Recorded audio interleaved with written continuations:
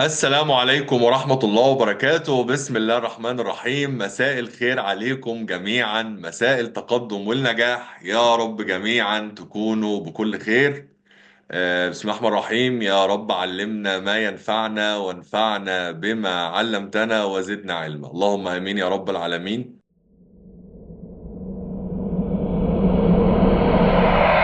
استاذ محمد علي، ايوه، مع حضرتك. الامور تمام؟ تمام زي الفل. امتى الحسابات بتسمع في التي بي؟ لما بيتعمل لها بوست. لما بيتعمل لها بوست. وفهمت يعني ايه نادرا ما حد بايده يدخل يعمل ترانزاكشن. اه. هي بتتعمل من مديول، المديول ده بينتج عنه قيد، قيد. ينتج القيد، ينتج اوتوماتيك القيد، وبعدين نعمل له بوست. تمام. تمام. طيب عايزين بقى نشتغل، عايزين نشتري بضاعة، فعملنا بي ار، عملنا بيرشيز ريكويزيشن، كنت كاتبه لكم فين، عملنا بي ار طلب شراء، ان احنا عايزين نشتري شويه بضاعه علشان بقى نشتغل. طلب الشراء ده توافق عليه، تحول الى بي او، بعد طبعا ما الناس بتوع البروكيورمنت اداره المشتريات راحت بقى بصت كده على عروض الاسعار، واخدت العروض الاسعار يعني استقرت على مورد معين. تمام. وبعدين عملت امر شراء. عملت ايه؟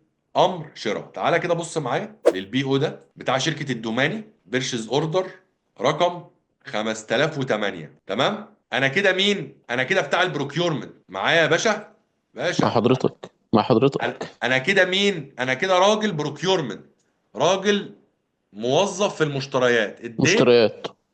انا مثلا عملت الكلام ده يوم 10 يناير 2025. انا اسمي ايه مش مهم. طيب انت عارف ان انا لو رحت كتبت رقم طلب الشراء، مش انا بقول ان انا بعمل البي او ده بناء على رقم طلب شراء او طلب شراء اتعمل.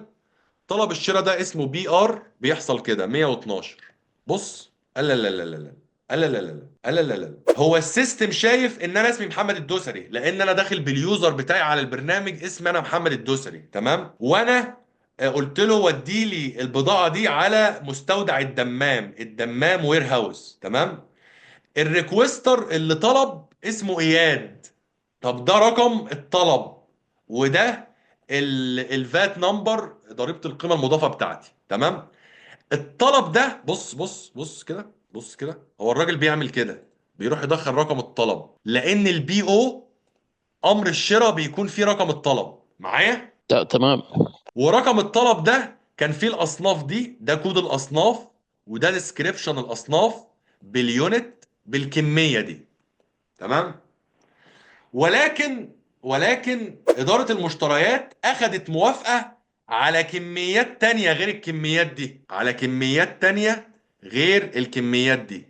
أي كميات بقى؟ يبقى الكميات اللي ظهرت دي. تمام.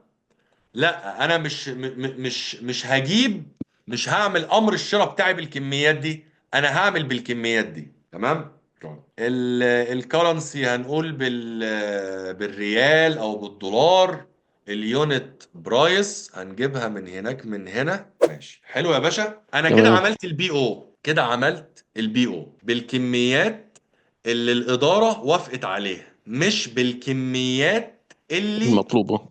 المطلوبه. احسن. وده بقى كود الصنف، وده الديسكريبشن بتاعه. انا بقى بشتغل في قطع الغيار واويل فلتر وانجن وتايرز وجير بوكس والكلام ده. تمام. تمام. البي او ده بعتناه للمورد. المورد يا باشا جاب البضاعة. المورد جاب ايه؟ جاب جاب البضاعة. البضاعة. انا هنا فين بقى لما هو جاب البضاعة؟ قاعد فين؟ في في المخزن. المخزن. الله ينور عليك. محاسب المخزن بيستلم بيستلم الايه؟ البضاعة. يستلم البضاعة. البضاعة. يا سلام عليك. محاسب المخزن بيستلم البضاعة. هو استلم بضاعة بكام؟ مش عايزين نعمل قيود فات دلوقتي. تمام. بمليون 863 يا سيدي. 163. تمام. طيب وعمل الاستلام، والمشرف بيبقى حد في الحسابات كده في بعض وعلى فكرة كل اللي انا بقوله ده ممكن واحد بس اللي يعمله. تمام. واحد بقى، اتنين، تلاتة، خمسة، عشر، على حسب حجم الشركة. بيكون في كده حاجة اسمها انفنتوري سوبرفايزر في الحسابات، بيبص على الكلام ده، بيترانسفير للجي ال، القيد راح للمدير المالي او مدير الحسابات علشان يعمل له بوست. القيد بوست. تعتقد بتاع الاستلام؟ من الانفنتوري ديبت احسنت، برافو عليك، احسنت. والكريدت اكونت بيبل كليرنج. الله عليك، الله عليك، ايه الجمال ده. يبقى ديبت الانفنتوري لان الانفنتوري زاد. طب هو ليه علاقه بقى بالبيبل؟ الراجل بتاع المستودعات ده ليه علاقه بالبيبل؟ ملوش دعوه بقى لا بالبيبل ولا لا، بالمورد، انا راجل بتاع مخزن. مخزني زاد، انا مسؤول عن حساب المخزن بكام؟ بمليون 863 تقريبا. ايوه، مليون 863. لانه دخل على البي او، دخل كده على البي او ده، عنده كده في الشاشه في كده بيبقى تاب اسمها ريسيفنج، دخل عليها استلم البي او، ظهر له الكميات، ايوه فعلا اللي انا استلمتها، شيك شيك شيك الكميات، الامور تمام تمام، اه طب يلا اوكي، فاهمني؟ طيب، يبقى هيقول ديبت الانفنتوري، كريدت اكونت بيبل كليرنج. اكاونتس بيبل كليرنج. الله عليك، حلو يا باشا، بكام؟ مليون بمليون. 863. الحركة دي جاية من أي مديول؟ انفنتوري. يا سلام، أحسنت، جاية من مديول الانفنتوري. وآدي رقم القيد ده، هنديله كده 1007، وده هنديله 1008. حلو أوي، شكرا جزيلا يا باشا، أحسنت. طيب أستاذ بهاء الدين، مع حضرتك. استاذ بهاء، دلوقتي احنا استلمنا البضاعه، تمام؟ الراجل بتاع المخازن تمام. نسخ قيد اسمه ديبت الانفنتوري كريدت الاكونتس بيبل كليرنج، تمام؟ تعالى كده نحط ده هنا، او نشوف تأثير ده فين في الايكويشن. الانفنتوري زاد يعني الاسيتس زادت الانفنتوري، ايوه صحيح. ب مليون 863، تمام؟ تمام. الالتزامات زادت بمليون مليون، نفس 863. المبلغ. تمام، طيب تمام. نفترض ان الراجل المورد ده اللي هو اسمه ايه بقى، المورد الجميل ده في البي او اهو، اللي هو مين المورد ده؟ اسمه احمد الصاوي فور تريدنج، تمام؟ خلينا نعمله هنا كده عشان لما ابعت لكم الشيت كده تبقى الداتا ايه لطيفه. ده كده الايه المورد بتاعي، اوكي.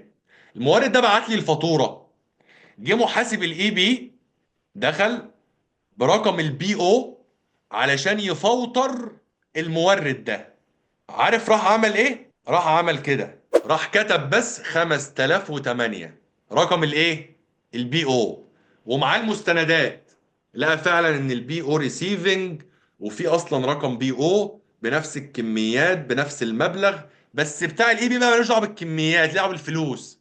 اه فعلا البي او ده بمليون 863، وفي جي ار ان جود ريسيت نوت من المخزن بتقول ان احنا استلمنا فعلا بضاعه بمليون 863. يلا يا باشا هفوتر في المورد.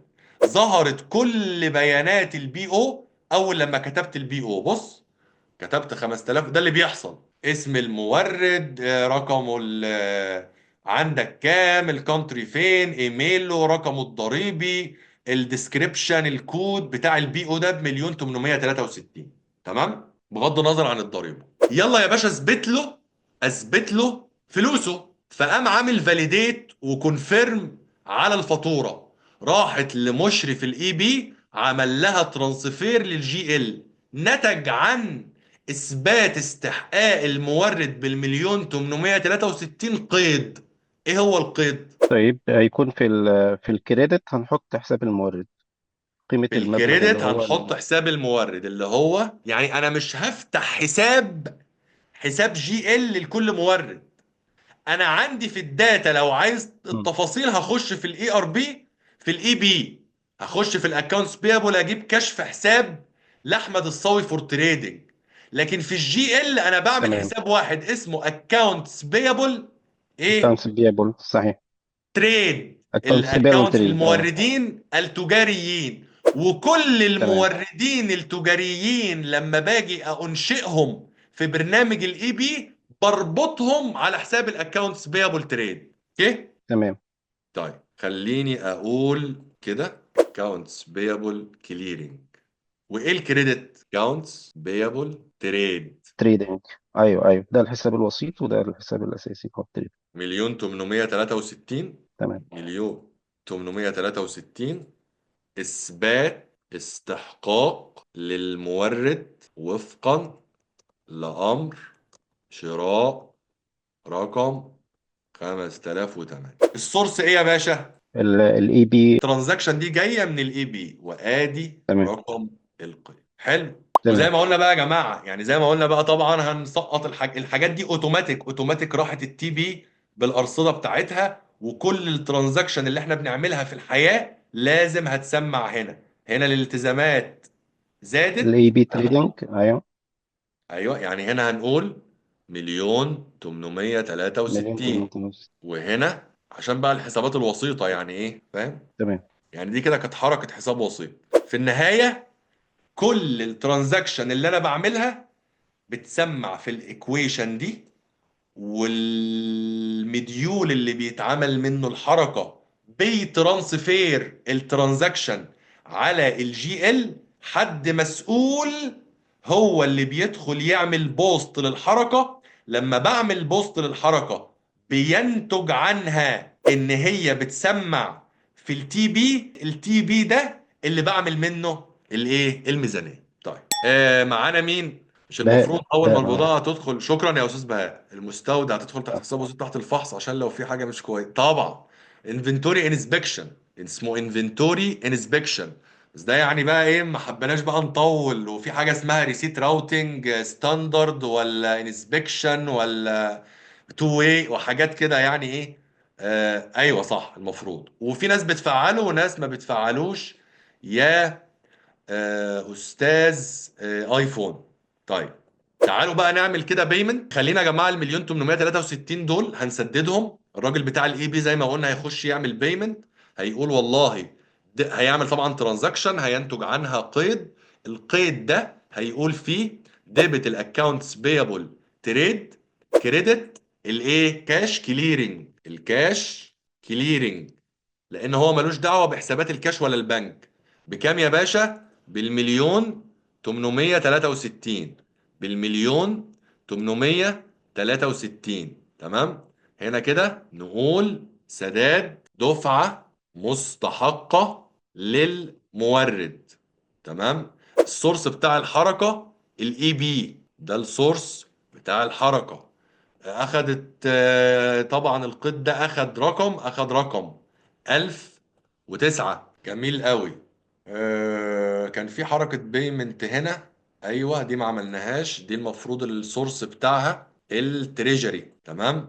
طيب وبعدين راحت البيمنت للناس بتوع البنوك، هيسددوا بقى، هيدفعوا فعلا من البنك. هنقفل حساب الكاش كليرنج، اصل طبيعته مدينة، لما يقل يجي بعكس طبيعته، يعني يجي كريدت بالمليون 863 ألف دولار سداد المستحق للمورد من بنك الإنماء. وهكذا يا جماعة، وهكذا. هنيجي هنا في نهاية الشهر في كده حاجة في الاي ار بي سيستم اسمها ران ديبريشيشن. هدوس عليها هيقول لي والله انت عايز تران الديبريشيشن لاي فترة؟ هقول له والله لفترة يناير 2025. دب دب دب دب دب دب دب دب، يحسب كل بقى الاهلاكات المفروضة بتاعة الاصول لكل انواع الاصول اللي عندك حسب ما انت مدخل له الداتا. برضه هتروح على الجي ال، المدير المالي او رئيس الحسابات يشيك عليها ويعمل لها بوست تسمع في التي بي. ايه تاني؟ الموظفين خلينا اقول مثلا ده الراجل ده، مثلا مين؟ مثلا الدوماني. تمام. ديت اوف بيرث مش عارف، هايرنج ديت ديبارتمنت، ده مثلا في قسم الفاينانس. البيزك سالري مثلا 15,000. شايف؟ هو حسب لي الهاوسنج والترانسبورتيشن، الميديكال انشورنس بتاعه مثلا 1200، الإقامة 650. هيجي لما أقول الراجل بقى بتاع البي رول بتاع المرتبات، لما يجي يحسب والبصمة والأجازات والناس والحياة والدنيا، لما يجي يران البي رول هيقول له هتران لأي فترة، هيقول له ليناير 25. هينتج عن ده في الباك اوفيس كده في الباك جراوند قيد بيقول لي ديبت البيزك سالاري والهاوسنج والترانسبورتيشن كريدت الويدجز بيبل، ده اللي الناس هياخدوه كفلوس. تمام. الميديكال انشورنس والاقامه، تمام، دي بتكون كلها مدفوعه مقدما، بقلل من البريبايد اكسبنس الاقامه والحاجات دي بتكون مدفوعه مقدما، فبقول ديبت الاكسبنس، كريدت البريبيد اكسبنس بتاع الميديكال انشورنس والاقامه. الفيكيشن بيتعمل لها مخصص، ديبت الاكسبنس كريدت المخصص، هي والاند اوف سيرفيس والتيكت الاونس يا محجوب. تمام. حتى انا قايل لك هنا اهو اللي الموظف هياخده في ايده اللي هيخرج من البنك 19,000، ده المانثلي بروفيجن 2375 هتكون نتيجته ديبت اكسبنس كريدت البروفيجن.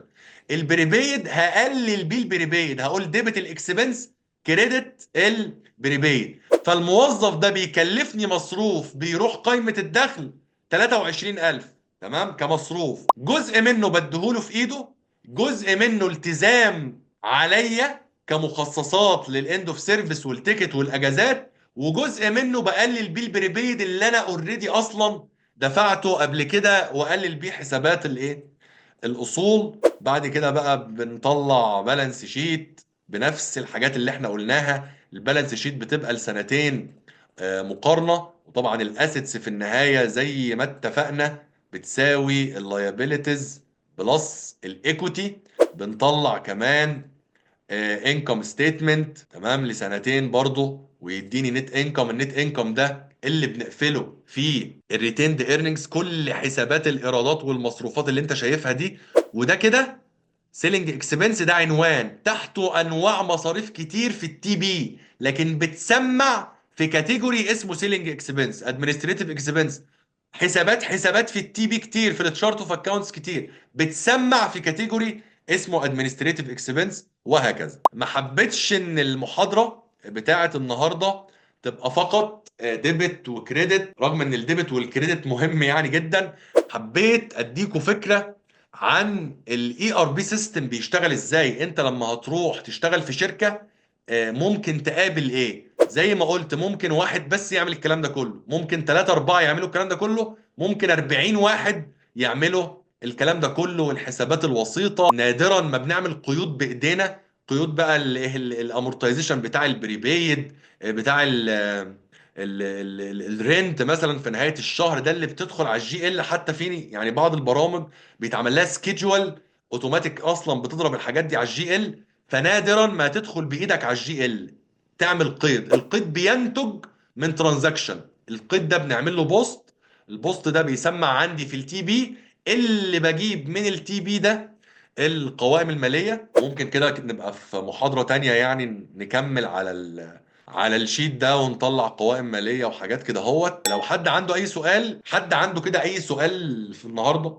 حد كده مش فاهم الديبت والكريدت، مش فاهم الاي ار بي سيستم مبدئيا بيشتغل ازاي، مش عارف يعني ايه المديول والجي ال والجنرال ليدجر اللي بتسمع فيه، كل الحاجات دي كلها بتسمع فيه كقيود، بنروح نبص عليها ونعمل لها بوست، نعمل لها ترحيل تسمع في الجي ال. يعني بتسمع في التي بي اللي هو رصيده دايما يكون صفر، او يعني الاسيتس بتساوي اللايبيليتيز بلس الايكوتي بيساوي صفر. لو انت خليت حسابات اللايبيليتيز والايكوتي بالماينس وحسابات الاسيتس بالبوزيتيف، التي بي ده اللي بنعمل منه القوائم الماليه. حد عنده اي سؤال؟ معلش لو بعمل القيد يدوي، قلنا هناخد قرض ب 10 مليون بفايده 5%، هتيجي بقى بتشوف الفايده دي 5% سنويا، نهايه كل شهر بتحسبها. يعني بتيجي تقول كده والله القرض اهو، تمام، ال 10 مليون في 5%، انا كل سنه هدفع 500,000، 500,000 على 12 41,000. هقول ديبت من حساب الانترست اكسبنس الى حساب الانترست بيبل. انا لسه ما دفعتش، انا اثبتت لازم نهايه كل شهر 41,666 لما اجي ادفع ديبت الانترست بيبل، الانترست بيبل، تمام، فوائد مستحقه الى حساب كاش كليرنج. ثم او ممكن الترانزاكشن دي كلها تتم في التريجري، يعني لان موضوع البنوك والحاجات دي كلها بتبقى في التريجري. ففي النهايه انت بتثبت لازم مصروف كل شهر 41,666 الى حساب الانترست بيبل، وتدفع بقى ديبت الانترست بيبل للتبسيط الى حساب البنك اللي انت هتدفع منه. يا ريت بس استاذنا نكمل على الاكسل لحد ما نوصل للقوائم ونخلصها. يا ريت نكمل في محاضرة تانية لانها محاضرة مهمة جدا، وربنا يجزيك كل حاضر حاضر حاضر. موظف المديول حر في اختيار الحسابات ولا لا؟ لا طبعا، لا طبعا. موظف المديول يا باشا بيختار من حسابات معينة. ان اصلا ما كانش الناس بتوع الاي تي او المسؤولين عن الاي ار بي سيستم بيربطوا له انواع الحركات بحسابات. هو كمان ما بيشوفش، يعني بتاع الانفنتوري مش شايف حسابات، هو شايف كميات، شايف فحص، شايف ان هو استلم. بينتج عن ده انترز. يعني يا مهدي لما ندخل في مكان ونروح شركة نلاقي الموضوع كده ما نتخضش. قصدي اقول لك يا محمد ان كل مديول، كل حد من دول عشان ينقل الحركة منه لحد تاني لازم ينقلها في حساب وسيط يخص الشخص التاني. الانفنتوري لما استلم وودى الاي بي، ودى على اي بي كليرنج. يا اي بي، انا ماليش دعوه بحساباتك، يلا انت بقى الوسيط بتاعي، انت الاي بي الوسيط، رميتها على حساب الاي بي كليرنج. يا تريجري، انا ماليش دعوه بحساباتك، انا هرمي على حساب تريجري او كاش كليرنج، وانت بقى تعاملي فيه. فهمتني؟ فاهم. فلما باجي فاهم. اتحرك من مديول لمديول لازم يبقى عن طريق حسابات وسيطة، لان كل مديول ليه الحسابات المسؤول عنها. الاي مم. بي ملوش بحسابات الاي ار. حسابات المخزن الاي بي ملوش دعوه بيها. مش هيجي الراجل بتاع الاي بي يقول من حساب المخزن. ان كان في شركات كده ماشي على عيني وراسي يعني، بس انا بقول مم. لك افضل ممارسه كانت يعني. تمام. ولو في حاجة وقفت معاك ابعت لنا وعنيا ليك يعني. تسلم عينك، شكرا جدا. اشوفكم على خير ان شاء الله. كل سنة وانتم طيبين. الناس بقى اكيد محتاجة ان هي تلحق الصلاة. يلا اشوفكم على خير ان شاء الله، والسلام عليكم ورحمة الله وبركاته.